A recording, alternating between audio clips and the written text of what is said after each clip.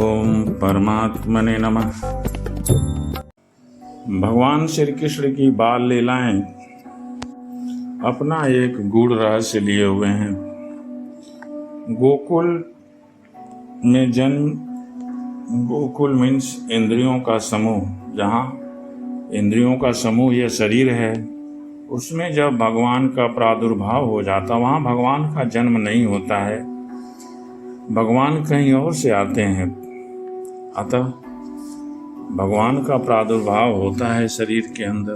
तो जो इंद्रियों का इस समूह या स्थूल शरीर है, जब उसमें भगवान का अवतार होता है तो हर तरफ बुराइयां समाप्त होने लगती हैं।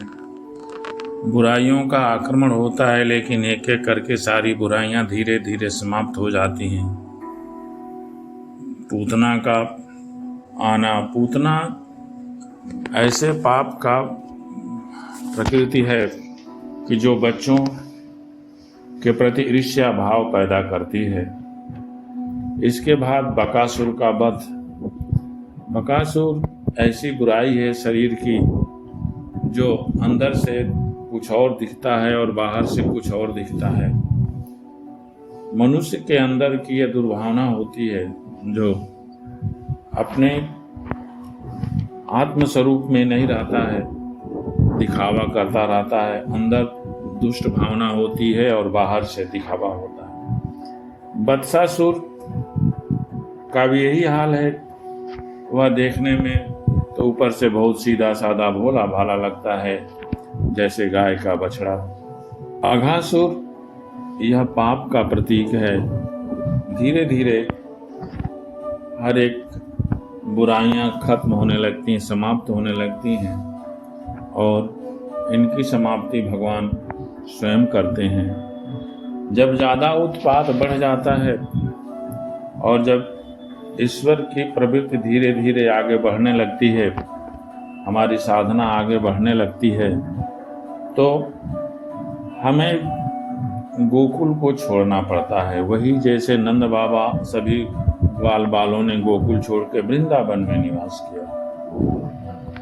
वृंदावन एक आनंदमय अनुभूति वाला अवस्था होता है। वृंदावन की तुलना हम एक आनंदमय स्थिति से कर सकते हैं, जहाँ चारों तरफ आनंद ही आनंद रहता है, प्रकृति में आनंद ही दिखाई देता है। वहाँ पर भी भगवान की अनेक लीलाएं चलती हैं। ब्रह्मा के मोह को भी उन्होंने समाप्त किया। ब्रह्मा बुद्धि का प्रतीक है। जब बुद्धि में भ्रम होने लगता है तो बुद्धि अपनी चतुराई दिखाने लगती है, लेकिन बुद्धि को जब धीरे धीरे ईश्वर की अनुभूति होती है तो वह ईश्वर के प्रति ढल जाती है। ईश्वर में भावनाएं और तीव्र हो जाती हैं। संसार के सभी प्राणी अपनी आत्मा से ही सबसे बढ़कर प्रेम करते हैं। पुत्र से, धन से या और किसी से जो प्रेम होता है, वह तो इसलिए कि वे वस्तुएं अपने आत्मा को प्रिय लगती हैं। यही कारण है कि सभी प्राणियों का अपने आत्मा के प्रति जैसा प्रेम होता है, वैसा अपने कहलाने वाले पुत्र, धन और गृह आदि में नहीं होता। हे नृपश्रेष्ठ, जो लोग देह को ही आत्मा मानते हैं, वे भी अपने शरीर से जितना प्रेम करते हैं, उतना प्रेम शरीर के संबंधी, पुत्र, मित्र आदि से नहीं करते। सबसे प्रिय अपना शरीर होता है, अपनी आत्मा होती है। उसके सिवा दूसरा कोई नहीं होता है। कोई भी रिश्ता जो है अपने से बढ़ के नहीं होता है। विचार के द्वारा यह मालूम हो जाता है कि यह शरीर मैं नहीं हूँ, यह शरीर मेरा है, तब इस शरीर से भी आत्मा के समान प्रेम नहीं रहता। और यही कारण है कि इस देह के जीर्ण शीर्ण हो जाने पर भी हमें जीने की आशा प्रबल रूप से बनी रहती है। इससे यह बात सिद्ध होती है कि सभी प्राणी अपने आत्मा से ही सबसे बढ़कर प्रेम करते हैं। इन श्री कृष्ण को सब आत्माओं का आत्मा समझा जाता है। संसार के कल्याण के लिए ही योग माया का आश्रय लेकर वे यहाँ देहधारी के समान जान पड़ते हैं। वास्तव में देहधारी हैं नहीं। जो लोग भगवान के वास्तविक स्वरूप को जानते हैं उनके लिए तो इस संसार में जो कुछ भी चराचर पदार्थ है अथवा इससे परे परमात्मा ब्रह्म नारायण आदि जो भगवत स्वरूप है, सभी श्री कृष्ण का ही स्वरूप है। श्री कृष्ण के अतिरिक्त और कोई प्राकृत अप्राकृतिक वस्तु है ही नहीं। सभी वस्तुओं का अंतिम रूप अपने कारण में स्थित होता है। उस कारण के भी परम कारण हैं भगवान श्री कृष्ण। किस वस्तु को ईश्वर से भिन्न बतलाएं? जिन्होंने पुण्य के मुकुंद मुरारी के पद पल्लव की नौका का आश्रय लिया है, जो कि सत्पुरुषों का सर्वस्व है, उनके लिए भाव सागर बछड़े के खुर के गड्ढे के समान है। परीक्षित ने पूछा था कि भगवान के 5वें वर्ष की लीला ग्वाल बालों ने 6ठे वर्ष में कैसे कही, उसका सारा रहस्य इसमें ब्रह्मा जी के मोह में बतला दिया गया। अब बलराम और श्री कृष्ण जब कुमार अवस्था में अर्थात 6ठे वर्ष में प्रवेश किए थे, अब उन्हें गौओं के चराने की स्वीकृति मिल गई। पहले बछड़े को चराने की स्वीकृति थी, अब गौओं को चराने की स्वीकृति मिल गई। अपने ग्वाल बालों के साथ गौवें चराते हुए वृंदावन में जाते और अपने चरणों से वृंदावन को अत्यंत पावन करते, क्योंकि वहाँ बहुत से हरी भरी घासें मिलती थी। वह वन बहुत ही सुहावना था। चारों तरफ आनंद देने वाले सुंदर सुंदर फूल भी खिले हुए थे। पुरुषोत्तम भगवान ने देखा कि बड़े बड़े वृक्ष फल और फूलों के भार से झुककर अपनी डालियों और नूतन कोपलों की लालिमा से उनके चरणों का स्पर्श कर रहे हैं। तब उन्होंने बड़े आनंद से कुछ मुस्कुराते हुए अपने भाई बलराम से कहा, देव शिरोमणि, यह तो बड़े बड़े देवता आपके चरण कमलों की पूजा करते हैं, पर देखिए ये वृक्ष भी अपनी डालियों से सुंदर पुष्प और फलों की सामग्री लेकर आपके चरण कमलों में झुक रहे हैं, नमस्कार कर रहे हैं। क्यों न हो, इन्होंने इसी सौभाग्य के लिए तथा अपना दर्शन एवं श्रवण करने वालों के अज्ञान का नाश करने के लिए ही तो वृंदावन में वृक्ष जोनि ग्रहण की। इनका जीवन धन्य है। यद्यपि आप इस वृंदावन में अपने ऐश्वर्य रूप को छिपाकर बालकों की सी लीला कर रहे हैं, फिर भी आपके श्रेष्ठ भक्त मुनिगण अपने इष्ट देव को पहचान कर भी यहाँ अनेकों रूप में आकर के आपका दर्शन कर रहे हैं। इस प्रकार वृंदावन को देखकर भगवान श्री कृष्ण बहुत ही आनंदित हुए।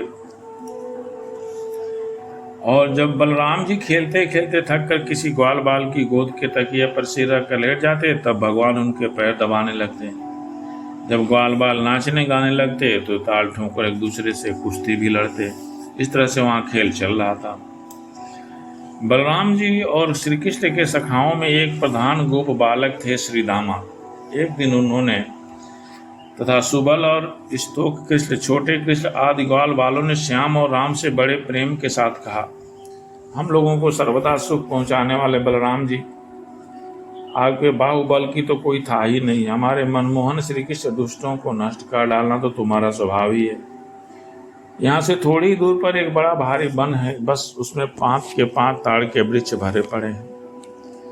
वहाँ बहुत से ताड़ के फल पक पक कर गिरते हैं और बहुत से पहले के गिरे हुए भी हैं, परंतु वहाँ धेनुक नाम का एक दुष्ट दैत्य रहता है।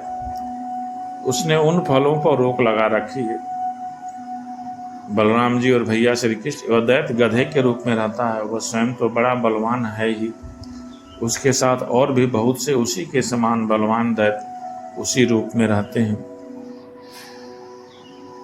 उस दैत्य ने अब तक न जाने कितने मनुष्यों को खा डाले हैं। यही कारण है कि उसके डर के मारे मनुष्य उसका सेवन नहीं करते और पशु पक्षी भी उस जंगल में नहीं जाते हैं। अपने सखा ग्वाल वालों की बात सुनकर भगवान श्री कृष्ण बलराम जी दोनों हंसे और फिर प्रसन्न करने के लिए उनके साथ तालवन के लिए चल पड़े और वहां जाकर ताल के बड़े बड़े वृक्षों को हिलाकर बहुत से फल गिरा दिए। गधे के रूप में रहने वाले दैत्य ने फलों के गिरने का शब्द सुना, तब वह पर्वतों के समान सारी पृथ्वी को कंपाता हुआ उनकी ओर दौड़ा। वह बड़ा बलवान था। उसने बड़े वेग से बलराम जी के सामने आकर अपने पिछले पैरों से उनकी छाती में दुलत्ती मारी और उसके बाद वह दुष्ट बड़े जोर से रेंगता हुआ वहां से हट गया। वह गधा क्रोध में भरकर फिर रेंगता हुआ दूसरी बार बलराम जी के पास पहुंचा और उनकी ओर पीठ करके फिर बड़े क्रोध से पिछले पैरों की दुलत्ती चलाई। बलराम जी ने अपने एक ही हाथ से उसके दोनों पैर पकड़ लिए और उसे आकाश में घुमाकर ताड़ के पेड़ पर दे मारा। उसके प्राण पखेरु उड़ गए, जिसका ऊपरी भाग बहुत विशाल था, स्वयं तो तड़तड़ा कर गिर ही पड़ा। सटे हुए दूसरे पेड़ भी उसने तोड़ डाले। इस प्रकार एक दूसरे को गिराते हुए बहुत से तालवृक्ष गिर पड़े। बलराम जी के लिए तो यह खेल था, परंतु उनके द्वारा फेंके हुए गधे के शरीर से चोट खाकर वहां सब के सब ताड़ हिल गए। उस समय धेनुकासुर के भाई बंद अपने भाई के मारे जाने से क्रोध के मारे आग बबूला हो गए और सब उनके ऊपर टूट पड़े। बलराम जी ने उन लोगों का भी वही हाल किया जो धेनुकासुर का किया था। इसके बाद कमल लोचन भगवान श्री कृष्ण बड़े भाई बलराम जी के साथ ब्रज में आए। उस समय श्री कृष्ण की घुंघराली अलकों पर गऊओं के खुरों से उड़ उड़कर धूल पड़ी हुई थी। उनकी आंखों में न जाने कब से श्री कृष्ण के दर्शन के लिए तरस रही थीं। गोपियों ने अपने नेत्र रूप भ्रमरों से भगवान के मुखारविंद का दर्शन किया और भगवान ने भी उनकी लाज भरी हंसी तथा विनय से युक्त प्रेम भरी चितवन का सत्कार स्वीकार करके ब्रज में प्रवेश किया। इस प्रकार वृंदावन में अनेकों लीलाएं करते एक दिन अपने सखा ग्वाल बालों के साथ वे जमुना तट पर गए। उस दिन बलराम जी उनके साथ नहीं थे। उस समय धूप में गौवें और ग्वाल बाल अत्यंत पीड़ित हो रहे थे। प्यास से उनका कंठ सूख रहा था, इसलिए उन्होंने जमुना जी का विषैला जल पी लिया। होनहार के बस उन्हें इस बात का ध्यान ही नहीं रहा था। इस विषैले जल के पीते ही सब गौवें ग्वाल बाल प्राणहीन होकर जमुना जी के तट पर गिर पड़े। उन्हें इस अवस्था में देखकर ईश्वर भगवान श्री कृष्ण अपने अमृत बरसाने वाले दृश्य से उन्हें जीवित कर दिया। चेतना आने पर वे सब जमुना जी के तट पर उठ खड़े हुए और आश्चर्यचकित होकर एक दूसरे को देखने लगे। अंत में उन्होंने यही निश्चय किया कि हम लोग विषैला जल पी लेने के कारण मर चुके थे, परंतु हमारे श्री कृष्ण ने अपने अनुग्रह भरी दृश्य देखकर हमें फिर से जिला दिया। भगवान श्री कृष्ण ने देखा कि महाविषधर काली नाग ने जमुना जी का जल विषैला कर दिया है। तब जमुना जी को शुद्ध करने के विचार से उन्होंने वहां से उस सर्प को निकाल दिया। यहाँ काली नाग उस विषैले वाणी का प्रतीक होता है जिससे दूसरे को नुकसान पहुंचता है। अपने तो नुकसान होता ही है, दूसरे प्राणियों को भी नुकसान पहुंचाता है। वही काली नाग या विषैला नाग का प्रतीक है। जमुना जी में काली नाग का एक कुंड था। उसका जल विष की गर्मी से खौलता रहता था, यहाँ तक कि उसके ऊपर उड़ने वाले पक्षी भी झुलस कर उसमें गिर जाया करते थे। उसके बूंदों के प्रभाव से आसपास के सारे पशु पक्षी और पेड़ पौधे सूख जाते थे। भगवान का अवतार तो दुष्टों का दमन करने के लिए ही होता है। जब उन्होंने देखा कि उस सांप के विष का वेग बड़ा प्रचंड है और वह भयानक विष ही उसका महान बल है तथा उसे कारण मेरे विहार का स्थल जमुना जी भी दूषित हो गई है, तब भगवान श्री कृष्ण अपनी कमर का फेंटा कसकर एक बहुत ऊंचे कदम के वृक्ष पर चढ़ गए और उस विषैले जल में कूद पड़े। जमुना जी का जल सांप के विष के कारण पहले से ही खौल रहा था। उसकी तरंगे लाल पीली और अत्यंत भयंकर उठ रही थी। भगवान श्री कृष्ण के कूद पड़ने से उसका जल और भी उछलने लगा। उस समय तो कालीधा का जल इधर उधर उछलकर चारों तरफ फैल गया। इस प्रकार भगवान श्री कृष्ण कालीधा में कूदकर अतुल बलशाली मत वाले गजराज के समान जल उछालने लगे। उनकी इस प्रकार कीड़ा करने पर उनकी भुजाओं की टक्कर से जल में बड़े जोर का शब्द होने लगा। यह सुनते ही काली नाग ने यह आवाज सुनी और देखा कि कोई मेरे निवास स्थान का तिरस्कार कर रहा है। उसे वह सहन नहीं हुआ। वह चिढ़कर भगवान श्री कृष्ण के सामने आ गया। उसने भगवान श्री कृष्ण की सुंदर मुस्कान भरी छवि देखी। इतना आकर्षक रूप होने पर भी जब काली नाग ने देखा कि बालक तनिक भी न डरकर इस विषैले जल में मौज से खेल रहा है, तब उसका क्रोध और भी बढ़ गया। उसने श्री कृष्ण के मर्म स्थानों में डसकर अपने शरीर के बंधन से उन्हें जकड़ लिया। भगवान श्री कृष्ण नाग पांस में बंध कर निश्चेष्ट हो गए। यह देखकर उनके सखा ग्वाल बाल बहुत ही पीड़ित हुए। और उसी समय दुख, पश्चाताप और भय से मूर्छित होकर पृथ्वी पर गिर पड़े। इधर ब्रज में पृथ्वी, आकाश और शरीर में बड़े भयंकर भयंकर तीनों प्रकार के उत्पात उठ खड़े हुए इस बात की सूचना दे रहे थे कि बहुत ही शीघ्र कोई अशुभ घटना घटने वाली है। नंद बाबा आदि गोपों ने पहले तो उन असकुनों को देखा और पीछे से यह जाना कि आज श्री कृष्ण बिना बलराम के ही गाय चराने चले गए। इस प्रकार वे मन में चिंता कर रहे थे कृष्ण को कहीं कष्ट न पड़ा हो।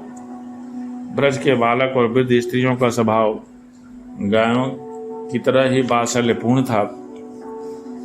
मार्ग में गौओं और दूसरे के चरण चिन्हों के बीच में भगवान के चरण चिन्ह भी दिख जाते थे। इस प्रकार वे लोग वहां पहुंच गए जहां पर कालीदह में भगवान श्री कृष्ण नाग के साथ खेल रहे थे। माता जसोदा तो अपने लाडले लाल के पीछे कालीदह में कूद नहीं जा रही थी, परंतु गोपियों ने उन्हें पकड़ लिया। उनकी आंखों में आंसुओं की झड़ी लगी थी। यह सांप के शरीर से बन जाना तो श्री कृष्ण की मनुष्यों जैसी एक लीला थी। जब उन्होंने देखा कि ब्रज के सभी लोग दुखी हैं और सचमुच मेरे सिवा इनका कोई दूसरा सहारा भी नहीं है, तब एक मुहूर्त तक सर्प के बंधन में रहकर बाहर निकल आए। भगवान श्री कृष्ण ने उस समय अपना शरीर फुलाकर खूब मोटा कर लिया। इसे सांप का शरीर टूटने लगा और वह नाग पास छोड़कर अलग खड़ा हो गया और फण से श्री कृष्ण के ऊपर फुफकारे मारने लगा।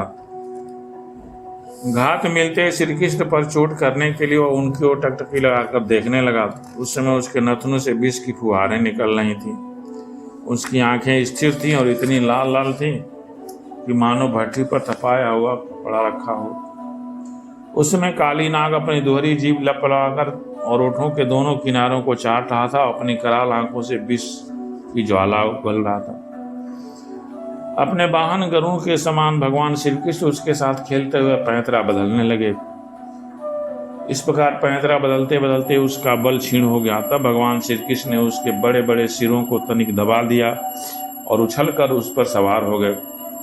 काली नाग के मस्तकों पर बहुत सी लाल लाल मणियां थी। उनके स्पर्श से भगवान के सुकुमार तलुओं की लालिमा और भी बढ़ गई। भगवान के प्यारे भक्त गंधर्व, सिद्ध देवता, चारण और देवांगनाओं ने जब देखा कि भगवान नृत्य करना चाहते हैं, तब बड़े प्रेम से मृदंग, ढोल आदि नगारे लेकर के वो बजाने लगे। काली नाग के 101 सिर थे। वो अपने जिस सिर को नहीं झुकाता था उसी को प्रचंड दंडधारी भगवान अपने पैरों की चोट से कुचल डालते। इससे काली नाग की जीवन शक्ति क्षीण हो चली और उसके मुंह से खून बहने लगा और अंत में चक्कर काटते काटते बेहोश हो गया। जब उसे होश आया तो वह फिर भी उगलने लगा। भगवान के इस अद्भुत तांडव नृत्य से काली के फण छत्ते के समान छिन्न भिन्न हो गए। उसके मुंह से खून की उल्टी होने लगी। अब भगवान श्री कृष्ण के उदर में संपूर्ण विश्व है, इसलिए उनके भारी बोझ से काली नाग के शरीर की एक एक गांठ ढीली पड़ने लगी। यह जब नाग पत्नियों को यह बात मालूम पड़ी तो वह भगवान के पास गई और उन्होंने कहा कि आपका यह अवतार ही दुष्टों को दंड देने के लिए हुआ है, इसलिए इस अपराधी को दंड देना सर्वथा उचित है। आपकी दृष्टि में शत्रु और पुत्र का कोई भेदभाव नहीं है, इसलिए आप जो किसी को दंड देते हैं वह उसके पापों का प्रायश्चित कराने और उसका परम कल्याण करने के लिए ही है। आपने हम लोगों पर बड़ा ही अनुग्रह किया। यह तो आपका कृपा प्रसाद ही है, क्योंकि आप जो दुष्टों को दंड देते हैं उससे उनके सारे पाप नष्ट हो जाते हैं। यह सर्प के अपराधी होने में तो कोई संदेह ही नहीं है। यदि यह अपराधी न होता तो इसे सर्प की योनि क्यों मिलती। इसलिए हम सच्चे हृदय से आपके इस क्रोध को भी आपका अनुग्रह ही समझते हैं। अवश्य पूर्व जन्म में इसने स्वयं मान रहित होकर दूसरे का सम्मान करते हुए कोई बहुत बड़ा तपस्या किया होगा। इस प्रकार हम आपको प्रणाम करती हैं। आप अनंत एवं अनंत ऐश्वर्य से नित्य निधि हैं। आपके सबके अंतःकरण में रहते हैं। हे प्रभु, हम आपसे विनती करते हैं कि आप इन्हें छोड़ दीजिए। काली नाग ने भी हाथ जोड़ करके भगवान से प्रार्थना किया कि हे प्रभु, आप जैसे कहेंगे वैसे ही मैं उस स्थान में चला जाऊंगा। और ये जमुना तट छोड़ दूंगा। काली नाग की बात सुनकर लीला मनुष्य भगवान श्री कृष्ण ने कहा, सर्प अब तुझे यहाँ नहीं रहना चाहिए, तू अपने जाति भाई पुत्र और स्त्रियों के साथ शीघ्र ही यहाँ से समुद्र में चला जा। अब गौएं और मनुष्य जमुना जल का उपभोग करें। जो इस मनुष्य दोनों समय तुझको दी हुई मेरी इस आज्ञा का स्मरणता कीर्तन करे, उसे सांपों से कभी भय नहीं होगा। भगवान श्री कृष्ण की एक एक लीला अद्भुत है। असुरों का उद्धार भगवान श्री कृष्ण और बलराम जी ने शुरू कर दिया था। इसी क्रम में प्रलंबासुर का भी उद्धार उन्होंने किया। उद्धार यहाँ इसलिए कहा जाता है कि भगवान के हाथों से जिसकी मृत्यु होती है उसकी असुर योनि से या उसका संसार से ही मुक्ति हो जाती है, इसलिए यहाँ असुरों का उद्धार कहा गया है। एक दिन जब बलराम और श्री कृष्ण ग्वाल बालों के साथ वन में गाय चरा रहे थे, तब एक ग्वाले के भेष में प्रलंब नाम का एक असुर था। उसकी इच्छा थी कि मैं श्री कृष्ण और बलराम को घर ले जाऊंगा। भगवान तो सर्वज्ञ हैं, वे उसे पहचान गए, फिर भी उन्होंने उसका मित्रता का प्रस्ताव स्वीकार कर लिया। अब वे मन में यही सोच रहे थे इसका किस तरह से वध किया जाए। ग्वाल बालों में सबसे बड़े खिलाड़ी, खेलों के आचार्य श्री कृष्ण ही थे। वे तो आचार्य होंगे ही, क्योंकि पूरे सृष्टि के आचार्य हैं, तो ग्वाल बालों के तो आचार्य होंगे ही। अब उन्होंने सब ग्वाल बालों को बुलाकर कहा, भाई देखो, आज हम लोग अपने को दो दल में बांट लें और फिर आपस में खेलें। उस खेल में ग्वाल बालों ने बलराम और श्री कृष्ण को अपने अपने ग्रुप का अगुआ बना दिया। कुछ श्री कृष्ण के साथ ही बन गए और कुछ बलराम के। अब इस प्रकार उन दोनों में खेल होने लगा। अब दूसरे दल के लोगों को अपनी पीठ पर चढ़ाकर एक स्थान पर ले जाना था। जीतने वाला दल चढ़ता था और हारने वाला दल ढोता था। इस प्रकार एक दूसरे की पीठ पर चढ़ते चढ़ाते श्री कृष्ण आदि ग्वाल बाल गौएं चराते हुए भांडीर नामक बरगद के पास पहुंच गए। एक बार बलराम जी के दल वाले श्री दामा, वृषभ आदि ग्वाल बालों ने खेल में बाजी मार ली। तब श्री कृष्ण आदि उन्हें अपनी पीठ पर चढ़ाकर ढोने लगे। हारे हुए श्री कृष्ण ने श्री दामा को अपनी पीठ पर चढ़ाया। इस तरह से करके हर एक ने अपने पीठ पर चढ़ाया। दानव पुंग प्रलंब ने देखा कि श्री कृष्ण तो बड़े बलवान हैं, उन्हें मैं हरा नहीं सकूंगा, अतः वह उन्हीं के पक्ष में हो गया और बलराम जी को लेकर बड़ी फुर्ती से भाग चला और पीठ पर से उतारने के लिए जो स्थान नियत था उसे आगे निकल गया। बलराम जी बड़े भारी पर्वत के समान बोझ वाले थे। उन्हें लेकर प्रलंबासुर बहुत दूर तक नहीं जा सका और उसकी चाल रुक गई। तब उसने अपना स्वाभाविक रूप प्रकट कर लिया, दैत्य रूप धारण कर लिया। उसके काले शरीर पर सोने के गहने चमक रहे थे और बलराम जी को धारण करने के कारण उसकी ऐसी शोभा हो रही थी मानो बिजली से युक्त काला बादल चंद्रमा को धारण किए हुए। इस प्रकार उसके लाल लाल बाल इस तरह बिखरे थे मानो आग की लपटें उठ रही हैं।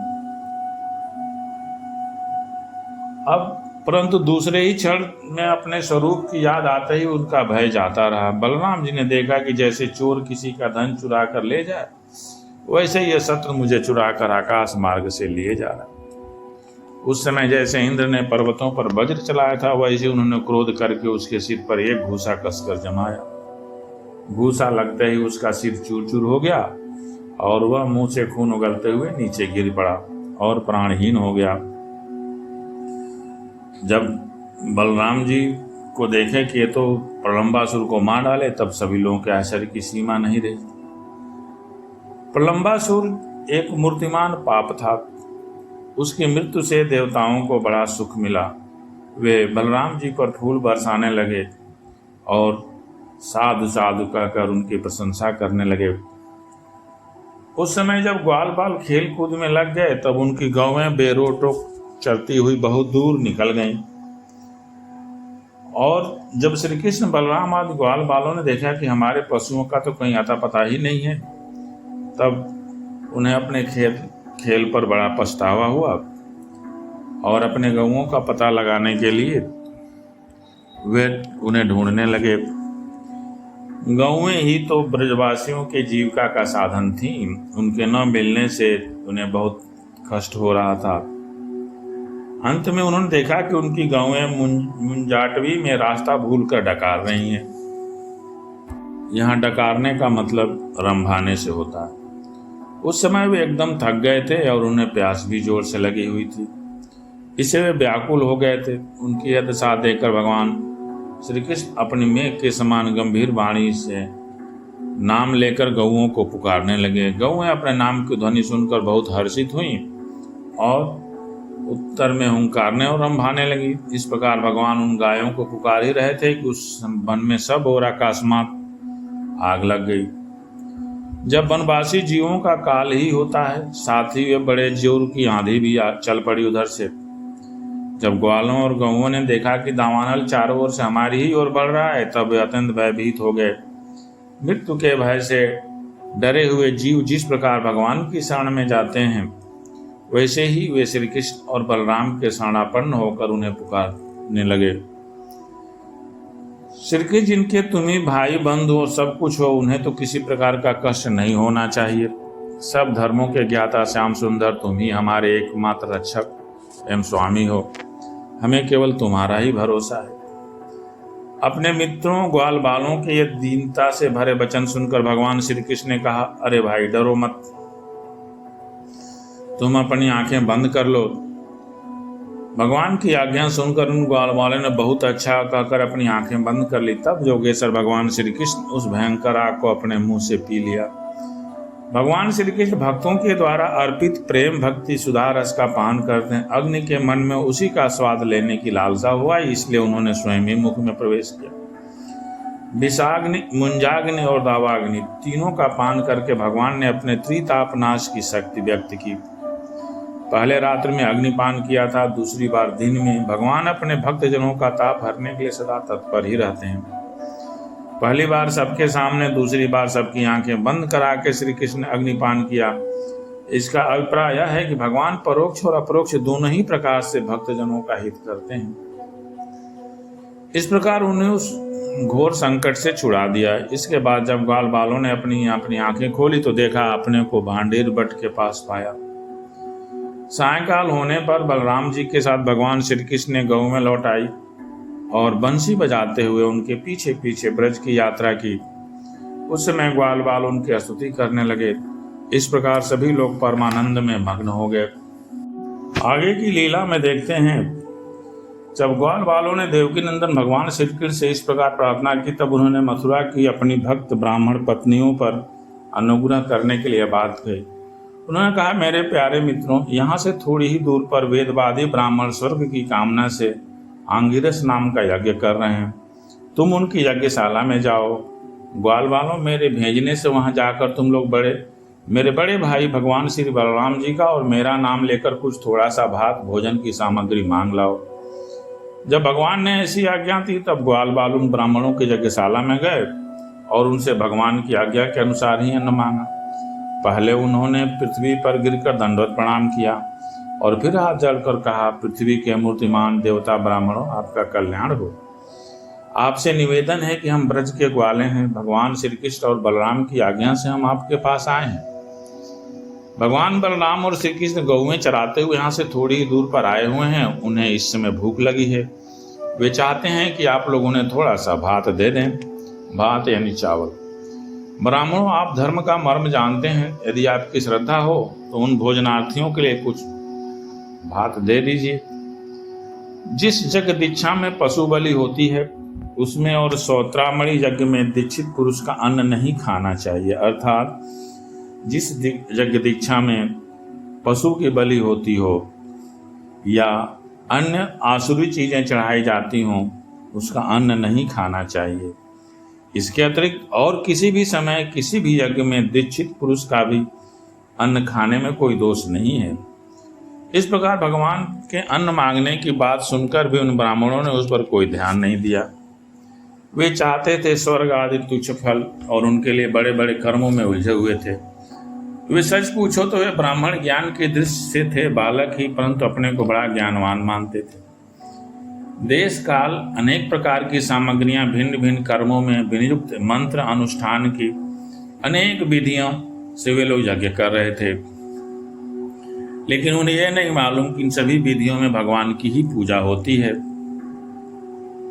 वे ही इंद्रियातीत परब्रह्म भगवान श्री कृष्ण स्वयं ग्वाल बालों के द्वारा भात मांग रहे हैं, परंतु इन मूर्खों ने अपने जो को शरीर ही माने बैठे हैं, भगवान को भी एक साधारण मनुष्य ही माना और उनका सम्मान नहीं किया। जब उन ब्राह्मणों ने हाँ या ना कुछ नहीं कहा, तब ग्वाल बालों की आशा टूट गई। वे लौट आए और वहां की सब बात उन्होंने श्री कृष्ण तथा बलराम से कह दी। उनकी बात सुनकर सारे जगत के स्वामी भगवान कृष्ण हंसने लगे। उन्होंने ग्वाल बालों को समझाया कि संसार में असफलता तो बार बार होती ही है, उससे निराश नहीं होना चाहिए, बार बार प्रयत्न करते रहने से सफलता मिल ही जाती है। और कहा, इस बार तुम लोग उनकी पत्नियों के पास जाओ और उनसे कहो कि राम और श्याम यहाँ आए हैं, तुम जितना चाहोगे उतना भोजन वे तुम्हें देंगी। वे मुझसे बड़ा प्रेम करती हैं, उनका मन सदा सर्वदा मुझ में ही लगा रहता है। इसके बाद ग्वाल बाल पत्नीशाला में गए। वहां जाकर देखा तो ब्राह्मणों की पत्नियां सुंदर वस्त्र पहनकर गहनों से सर धर कर बैठी हैं। उन्होंने उन्हें प्रणाम करके बड़ी नम्रता से बात कही, आप विप्र पत्नियों को हम नमस्कार करते हैं, आप कृपा करके हम लोगों की बात सुने। भगवान श्री कृष्ण यहाँ से थोड़ी ही दूर पर आए हुए हैं और उन्होंने ही हमें आपके पास भेजा है।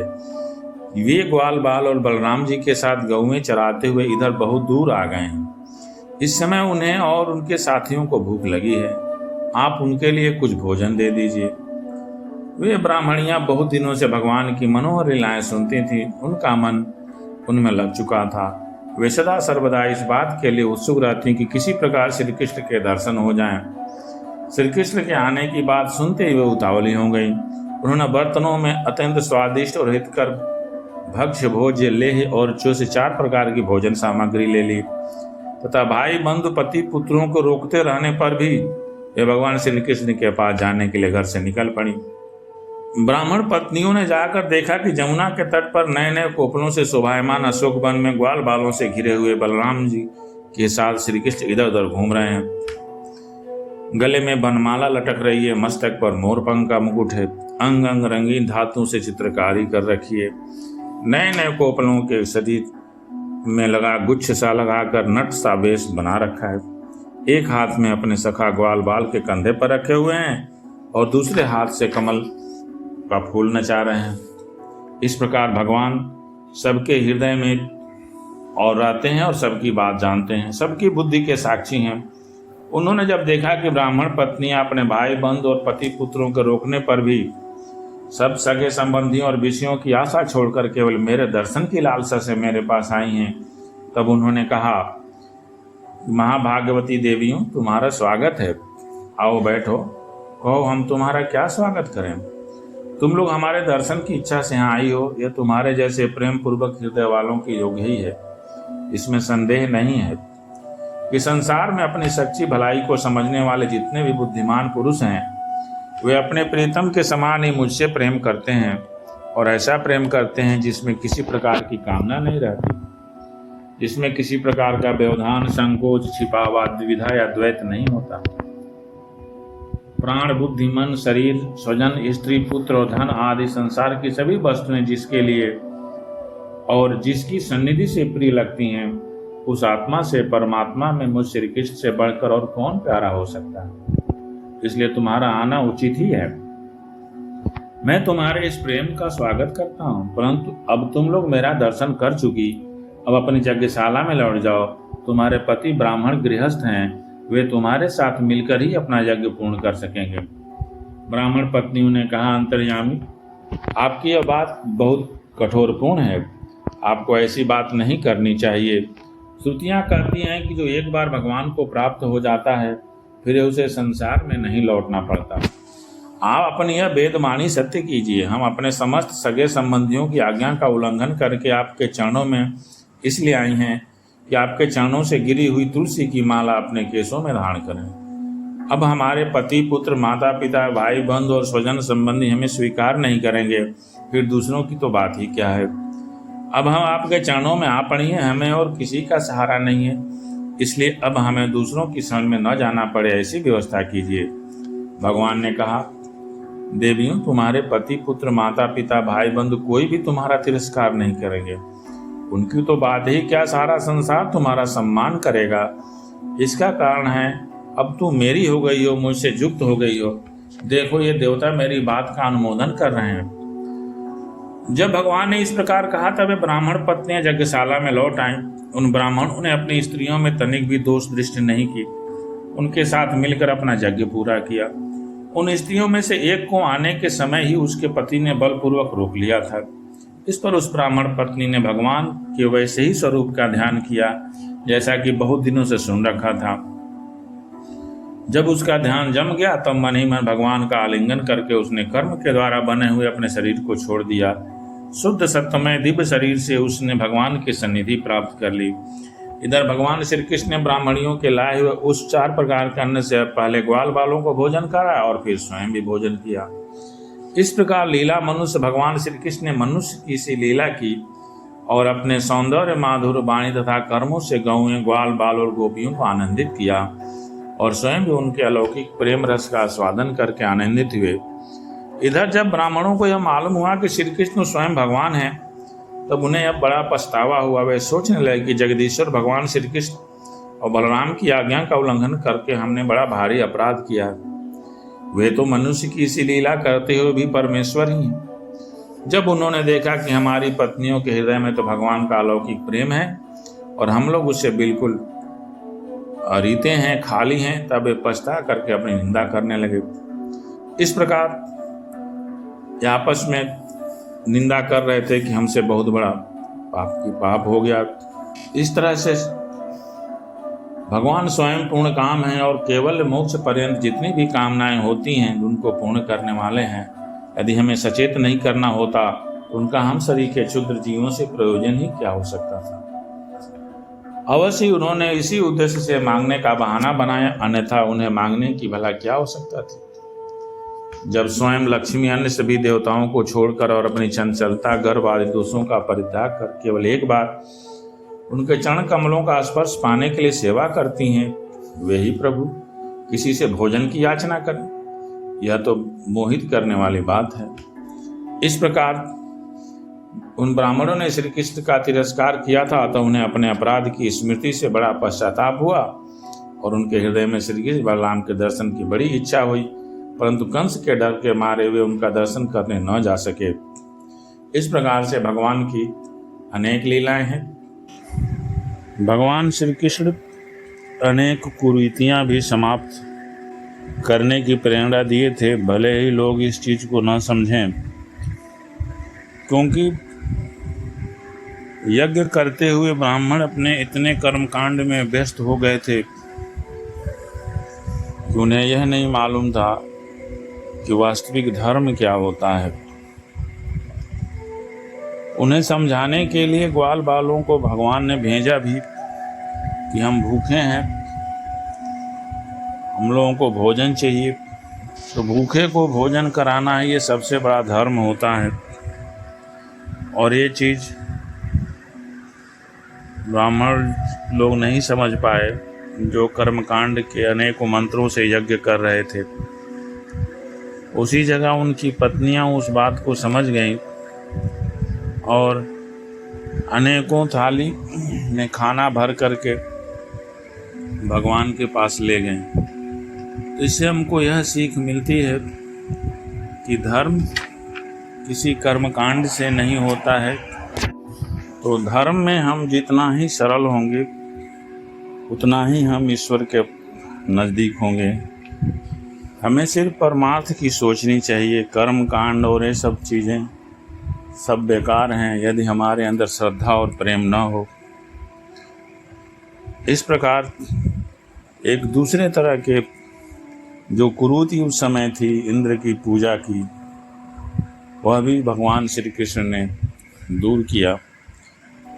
हमको यह देखना चाहिए कि भगवान ने कौन सी कुरीति को दूर किया और धर्म की स्थापना। एक सच्चा धर्म क्या है, वही चीज भगवान कृष्ण बतलाए हैं। श्री कृष्ण बलराम जी के साथ वृंदावन में रहकर अनेक प्रकार की लीलाएं कर रहे थे। उन्होंने एक दिन देखा कि वहां के सब गोप इंद्र यज्ञ की तैयारी कर रहे हैं। भगवान श्री कृष्ण सबके अंतर्यामी और सर्वज्ञ हैं। उनसे कोई बात छिपी नहीं थी, वे सब जानते थे। फिर भी विनयावनत होकर उन्होंने नंद बाबा आदि बड़े बूढ़े गोपों से पूछा, पिताजी आप लोगों के सामने यह कौन सा भारी काम, कौन सा उत्सव आ पहुंचा है, इसका फल क्या है, किस उद्देश्य से कौन लोग किन साधनों के द्वारा यज्ञ करते हैं। पिताजी आप मुझे यह अवश्य बताइए, आप मेरे पिता हैं और मैं आपका पुत्र। ये बातें सुनने के लिए मुझे बड़ी उत्कंठा भी हो रही है। जो संत पुरुष सबको अपनी आत्मा मानते हैं, जिनकी दृष्टि में अपने और पराये का भेद नहीं है, जिनका न कोई मित्र है, न शत्रु और न उदासीन, उनके पास छिपाने की तो कोई बात होती ही नहीं। परंतु यदि ऐसी स्थिति न हो तो रहस्य की बात शत्रु की भांति उदासीन से भी नहीं कहनी चाहिए। मित्र तो अपने समान ही कहा गया है, इसलिए उससे कोई बात छिपाई नहीं जाती। यह संसारी मनुष्य समझे या बेसमझे अनेकों प्रकार के कर्मों का अनुष्ठान करता है। उनमें से समझ बूझकर करने वाले पुरुषों के कर्म जैसे सफल होते हैं, वैसे बेसमझ के नहीं होते। अतः इस समय आप लोग जो क्रिया योग करने जा रहे हैं, वह सुहृद के साथ विचरित शास्त्र सम्मत है अथवा लौकिक ही है, मैं यह सब जानना चाहता हूँ।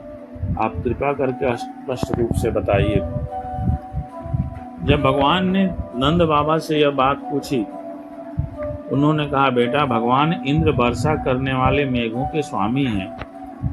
ये मेघ उन्हीं के अपने रूप हैं।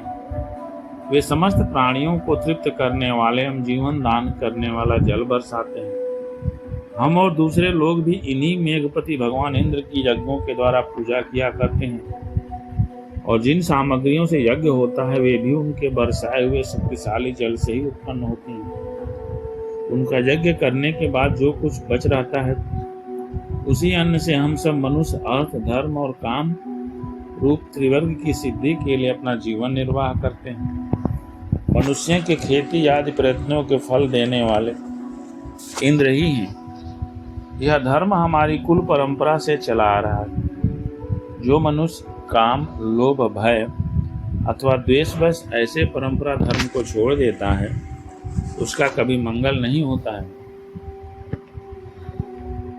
भगवान ने कहा, पिताजी प्राणी अपने कर्मों के अनुसार ही पैदा होता है और कर्म से ही मर जाता है। उसे उसके कर्म के अनुसार ही सुख भी मिलता है और दुख भी मिलता है। भय और मंगल के निमित्तियों की प्राप्ति भी होती है। यदि कर्मों को ही सब कुछ न मानकर उनसे भिन्न जीवों के कर्म का फल देने वाला ईश्वर माना भी जाए, तो वह कर्म करने वाले को ही उसके अनुसार कर्म के अनुसार फल दे सकता है। कर्म न करने वालों पर उसकी प्रभुता नहीं चल सकती। अर्थात यहाँ भगवान यह समझा रहे हैं कि हर जीव को अपने कर्मों के अनुसार ही फल मिलता है, और जब हमें अपने कर्मों के अनुसार ही फल कोई भी देता हो तो हमारे जैसा कर्म होता है वैसा फल देता है। तो हमें अपने कर्मों को ही स्वच्छ रखना चाहिए, शुद्ध रखना चाहिए, क्योंकि कोई कृपा भी करेगा तो हमारे कर्मों के अनुसार ही करेगा। जब सभी प्राणी अपने अपने कर्मों का ही फल भोग रहे हैं, तब हमें इंद्र की क्या हो सकता है। जब ये पूर्व संस्कार के अनुसार प्राप्त होने वाले मनुष्यों के कर्म फल को बदल ही नहीं सकते, तब इसका प्रयोजन ही क्या है। मनुष्य अपने स्वभाव, पूर्व संस्कारों को ही स्वभाव कहा जाता है। जब पूर्व संस्कारों के ही अधीन है, वह उसी का अनुसरण करता है। यहाँ तक कि देवता, असुर, मनुष्य आदि को लिए हुए यह सारा जगत स्वभाव में ही स्थित है। जीव अपने कर्मों के अनुसार उत्तम और अधम शरीरों को ग्रहण करता और छोड़ता रहता है। अपने कर्मों के अनुसार ही यह शत्रु है या मित्र है या उदासीन है ऐसा व्यवहार करता है। कहाँ तक कहूँ, कर्म ही गुरु है और कर्म ही ईश्वर है। इसलिए पिताजी, मनुष्य को चाहिए कि पूर्व संस्कारों के अनुसार अपने वर्ण तथा आश्रम के अनुकूल धर्मों का पालन करता हुआ कर्म का ही आदर करे, जिसके द्वारा मनुष्य की जीविका सुगमता से चलती है।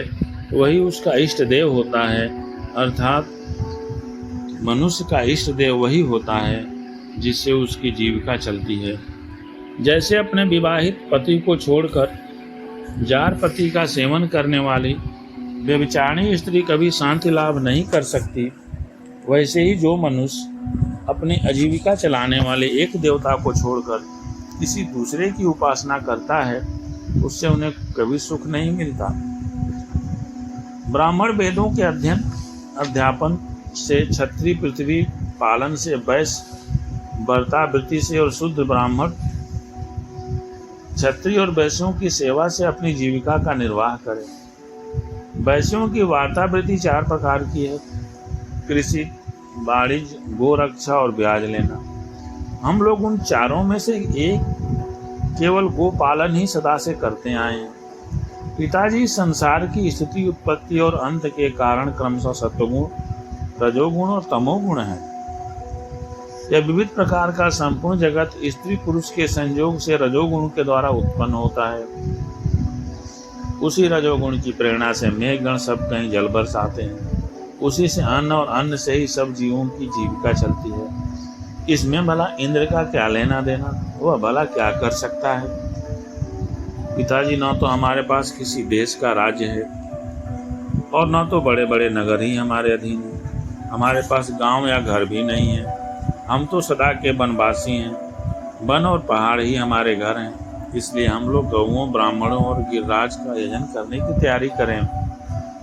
इंद्र यज्ञ के लिए जो सामग्रियां इकट्ठित की गई हैं, उन्हीं में से इस यज्ञ का अनुष्ठान होने दें। अनेकों प्रकार के पकवान, खीर, हलवा, पुआ, पूड़ी आदि से लेकर मूंग की दाल तक बनाए जाएं। ब्रज का सारा दूध एकत्र कर लिया जाए। वेदवादी ब्राह्मणों के द्वारा भली भांति हवन करवाए जाए तो उन्हें अनेकों प्रकार के अन्न, गौएं और दक्षिणाएं दी जाए। और भी जो कुछ जीव जंतु जो भी कुछ हैं, उनको भी उचित भोजन दिया जाए। इसके बाद खूब प्रसाद खा पीकर सुंदर सुंदर वस्त्र पहनकर और सभी लोग जो हैं ये गोवर्धन की प्रदक्षिणा करें। सबसे बढ़िया गोवर्धन की ही पूजा है। मेरी तो ऐसे ही सम्मति है। यदि आप लोगों को रुचि हो तो ऐसा ही कीजिए। ऐसा यज्ञ गौ, ब्राह्मण और गिरिराज को तो प्रिय होगा ही, मुझे भी बहुत प्रिय है। कालात्मा भगवान की इच्छा थी कि इंद्र का घमंड चूर कर दें। नंद बाबा आदि गोपों ने उनकी बात सुनकर बड़ी प्रसन्नता से स्वीकार कर लिया। भगवान श्री कृष्ण ने जिस प्रकार यज्ञ करने को कहा था, वैसा ही यज्ञ प्रारंभ हो गया। पहले स्वस्ति वाचन करवा करके सभी यज्ञ शुरू कर दिया गया और गोवर्धन की पूजा शुरू कर दी गई। अनेकों ब्राह्मणों को भेंट दी गई। गायों को हरी हरी घास खिलाई गई। इसके बाद अनेक गोपों ने गौओं को आगे करके गिरिराज की प्रदक्षिणा की। ब्राह्मणों का आशीर्वाद प्राप्त करके वे और गोपियां भली भांति श्रृंगार करके और बैलों से जुड़ी गाड़ियों पर सवार होकर भगवान श्री कृष्ण की लीलाओं का गान करते हुए गिरिराज परिक्रमा करने लगे। भगवान श्री कृष्ण गोपों को विश्वास दिलाने के लिए गिरिराज के ऊपर एक दूसरा विशाल शरीर धारण करके प्रकट हो गए तथा मैं गिरिराज हूँ इस प्रकार कहते हुए सारी सामग्री आरोगने लगे। भगवान श्री कृष्ण अपने इस स्वरूप को दूसरे ब्रजवासियों के साथ स्वयं भी प्रणाम किया और कहने लगे, देखो कैसा आश्चर्य है, गिरिराज ने साक्षात प्रकट होकर हम पर कृपा की है। इधर भगवान स्वयं गिरिराज के रूप में वहाँ सारे पूजा लेने लगे और इधर स्वयं उन्हें प्रणाम भी करने लगे और लोगों को दिखाए भी कि देखो कैसे गिरिराज प्रकट हो गए हैं। ये चाहे जैसा रूप धारण कर सकते हैं। जो वनवासी जीव इनका निरादर करते हैं उन्हें नष्ट कर डालते हैं। आओ अपना और गौओं का कल्याण करने के लिए इन गिरिराज को नमस्कार करें। इस प्रकार भगवान श्री कृष्ण की प्रेरणा से नंद बाबा आदि बड़े बूढ़े गोपों ने गिरिराज गौ और ब्राह्मणों का विधि पूर्वक पूजन किया तथा फिर श्री कृष्ण के साथ सब ब्रज में लौट आए। जब इंद्र को पता लगा कि मेरी पूजा बंद कर दी गई, तब वे नंद बाबा आदि गोपों पर बहुत ही क्रोधित हुए, परंतु उनके क्रोध करने से होता क्या, उन गोपों के रक्षक तो स्वयं भगवान श्री कृष्ण थे। इंद्र को अपने पद का बड़ा घमंड था। वे समझते थे कि मैं ही त्रिलोकी का ईश्वर हूँ, और क्रोध से तिलमिलाकर प्रलय करने वाले बादलों को आदेश दे दिया और जो ब्रज में जाकर वर्षा करना शुरू कर दिए, और यह बोले कि इन ग्वाल बालों को इतना घमंड, सचमुच में धन का ही तो नशा है। भला देखो तो सही, एक साधारण मनुष्य कृष्ण के बल पर इन्होंने मुझ देवराज का अपमान कर डाला। इस प्रकार वे इतनी तेज बारिश ब्रज में शुरू हो गई और इंद्र ने अपने प्रलय के मेघों को आदेश दिए और उसके बंधन खोल दिए। आनंद बाबा के ब्रज पर चढ़ा और मूसलाधार बारिश होने लगी। चारों ओर बिजलियां चमकने लगी, चारों तरफ मोटी मोटी पानी की धाराएं गिरने लगी। कहाँ ऊंचा इसका पता ही नहीं चलता था।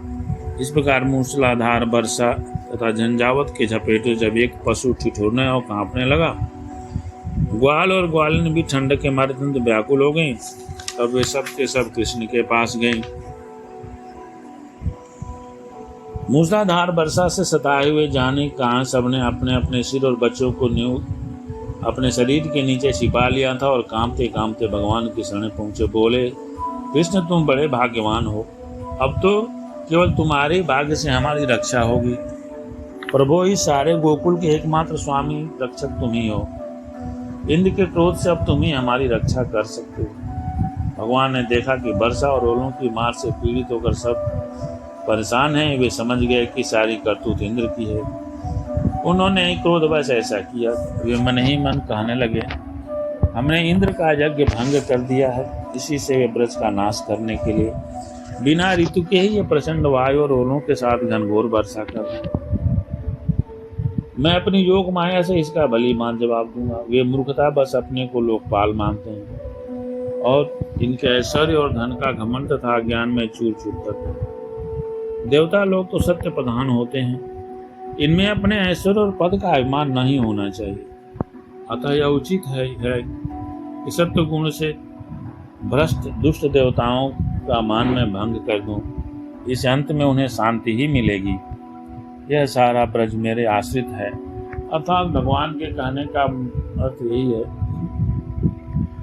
कि सत्वगुण प्रधान जो होता है वही देवता होता है, और देवताओं के अंदर किसी के प्रति कोई दुर्भावना नहीं होती है। तो आजकल हम लोग जो अनेकों प्रकार की बलि चढ़ाते हैं कि इस देवता की बलि है, उस देवता की बलि है, अपने किसी विशेष उद्देश्य के लिए, अपने स्वार्थ के लिए, किसी दूसरे का नुकसान करने के लिए यदि हम किसी देवता को बलि चढ़ाते हैं कि देवता हमारे बलि से हमारे अधीन होकर के हमारा जो स्वार्थ का काम है वो करे, तो भगवान इसको सीधा ही मना करते हैं।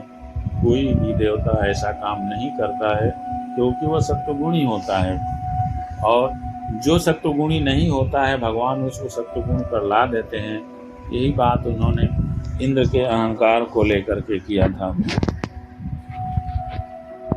यह सारा ब्रज मेरे ही आश्रित है, और फिर भी इंद्र जो हैं इसे नष्ट करना चाहते हैं। इस प्रकार भगवान खेल खेल में एक ही याद से गिरिराज गोवर्धन को उखाड़ लिया, और जैसे छोटे छोटे बालक बरसाती छत्ते पुष्प को उखाड़ कर हाथ में रख लेते हैं, वैसे ही उन्होंने उस पर्वत को धारण कर लिया। इसके बाद भगवान ने गोपों से कहा, माताजी, पिताजी और ब्रजवासियों, तुम लोग अपनी गौओं और सब सामग्रियों के साथ इस पर्वत के गड्ढे में आकर आराम से बैठ जाओ। देखो, तुम लोग ऐसी शंका न करना कि मेरे हाथ से पर्वत गिर पड़ेगा। तुम लोग तनिक भी मत डरो।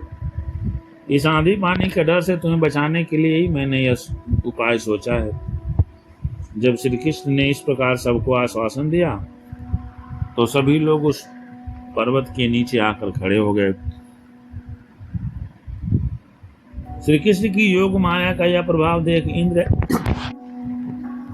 इंद्र के आश्चर्य का ठिकाना न रहा। अपना संकल्प पूरा न होने के कारण उनकी सारी हेकड़ी बंद हो गई। वे भौचक्के से हो गए। इसके बाद उन्होंने मेघों को अपने आप वर्षा करने से रोक दिया। भगवान कहते हैं, सकृदेव प्रपन्नाय तवास्मिते च याचते अभयम सर्वभूतेभ्यो दतामे तु व्रतम मम।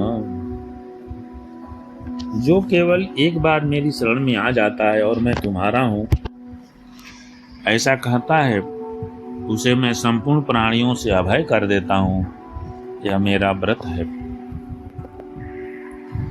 इस प्रकार जब गोवर्धन धारी भगवान श्री कृष्ण ने देखा कि भयंकर आंधी घनघोर वर्षा बंद हो गई, आकाश में बादल छट गए और सूर्य दिखने लगे, तो उन्होंने कहा, प्यारे गोपों, अब तुम लोग निडर हो जाओ और अपने स्त्रियों, गोधन तथा बच्चों के साथ बाहर निकल आओ। और गोवर्धन को उन्होंने पूर्ववत उसी स्थान पर रख दिया। ब्रजवासियों का हृदय वेग की आग भर रहा था। भगवान श्री कृष्ण के पास दौड़ाए और उनको बड़े आदर से अनेकों प्रकार की वस्तुएं भेंट किए। उस समय आकाश में स्थित देवता, साध्य, सिद्ध, गंधर्व और चारण आदि प्रसन्न होकर भगवान की स्तुति करते हुए उन पर फूलों की वर्षा करने लगे। राजन, स्वर्ग में देवता लोग शंख और नौबत बजाने लगे। इसके बाद भगवान श्री कृष्ण ने ब्रज की यात्रा की। उसके बगल में बलराम जी चल रहे थे और उनकी सेवा उनके साथ ही प्रेममयी गोपियां भी अपने हृदय को आकर्षित करने वाले, उसमें प्रेम जगाने वाली भगवान की गोवर्धन धारण आदि लीलाओं का गान करती हुई बड़े आनंद से ब्रज में लौट आए। शेष आगे। जय माता दी।